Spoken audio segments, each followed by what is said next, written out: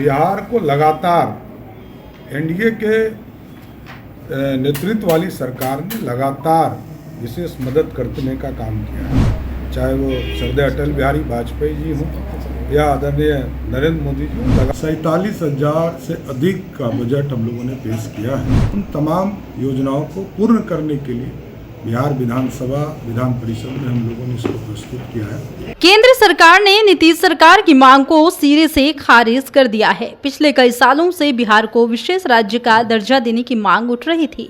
राज्य से लेकर जदयू और लोजपा तक ने इस मुद्दे को लेकर अपनी आवाज बुलंद की, लेकिन केंद्र सरकार के आगे मायूस होना पड़ा।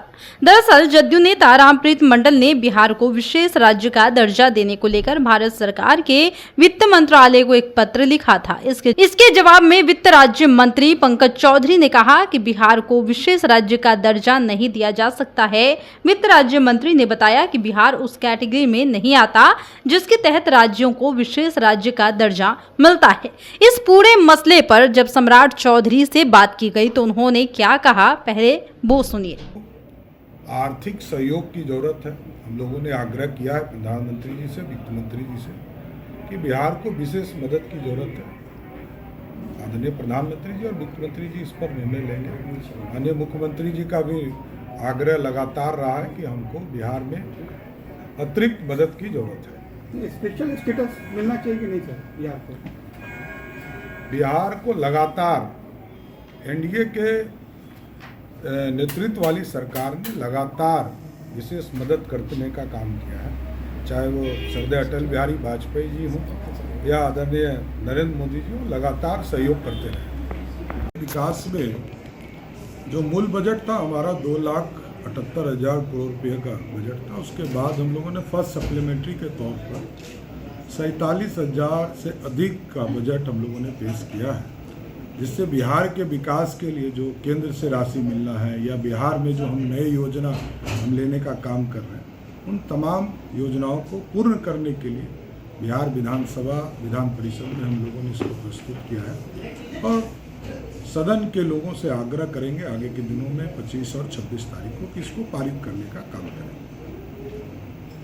तो सुना आपने कि सम्राट चौधरी ने कह दिया है कि बिहार को आर्थिक सुविधा की जरूरत है, आर्थिक इकोनॉमी की जरूरत है, जिससे कि बिहार को मजबूत किया जा सके। साथ ही बता दें कि विशेष राज्य का दर्जा उन राज्यों को दिया जाता है जो आर्थिक, सामाजिक और भौगोलिक आधार पर पिछड़े होते हैं। वैसे तो संविधान में इस तरह का कोई प्रावधान नहीं है, लेकिन 1959 में 5वें वित्त आयोग की सलाह पर पहली बार विशेष राज्य का दर्जा देने का प्रावधान किया गया। वित्त मंत्रालय के द्वारा जारी की गई चिट्ठी के अनुसार पहाड़ी और कठिन भूभाग वाले राज्यों को विशेष राज्य का दर्जा दिया जाता है और इसके अलावा विशेष राज्य के कैटेगरी में वो इलाके आते हैं जहां पर कम जनसंख्या घनत्व या आदिवासी आबादी का बड़ा हिस्सा होता है।